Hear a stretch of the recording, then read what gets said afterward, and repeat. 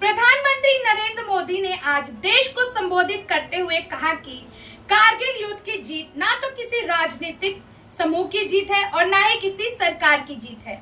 यह भारत के 140 करोड़ लोगों की जीत है।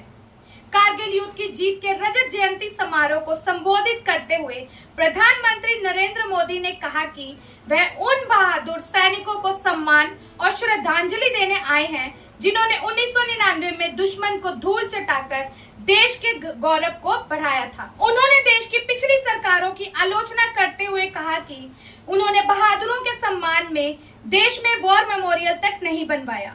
साथ ही पीएम मोदी ने कहा कि 70 साल तक सरकार में बैठे लोग किसी न किसी बहाने युद्ध स्मारक बनाने की मांग को टालते रहे। उन्हें आज कारगिल युद्ध की जीत के जश्न में शामिल होना भी याद नहीं है। मुझे कारगिल विजय के रजत जयंती समारोह में शामिल होने का सौभाग्य मिला है। लोगों ने मुझे तीसरी बार चुना है। प्रधानमंत्री ने साथ ही कहा कि पिछली सरकारों के लिए रक्षा बल केवल परेड और सलामी के लिए थे। हमारे लिए वह हमारी सीमाओं के प्रहरी हैं जो शांति, लोगों की सुरक्षा और देश की अखंडता की गारंटी देते हैं। उन्होंने रक्षा सौदों में पिछली सरकारों द्वारा किए गए कथित धोखाधड़ी के बारे में भी बात की। उन्होंने कहा कि वह नहीं चाहते थे कि हमारे रक्षा बलों के पास नए लड़ाकू विमान हो। वह अग्निपथ योजना का विरोध कर रहे हैं जिसका उद्देश्य हमारे सैनिकों को युद्ध के लिए तैयार करना है।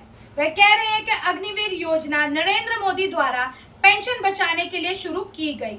वह भूल जाते हैं कि आज भर्ती होने वाले सैनिक 30 साल बाद पेंशन पाने का पात्र होगा और तब तक नरेंद्र मोदी 105 साल के हो चुके होंगे। इसी के साथ प्रधानमंत्री नरेंद्र मोदी ने कहा कि पिछली सरकारों ने हमारे सुरक्षा बलों को बुलेट प्रूफ जैकेट तक नहीं दी।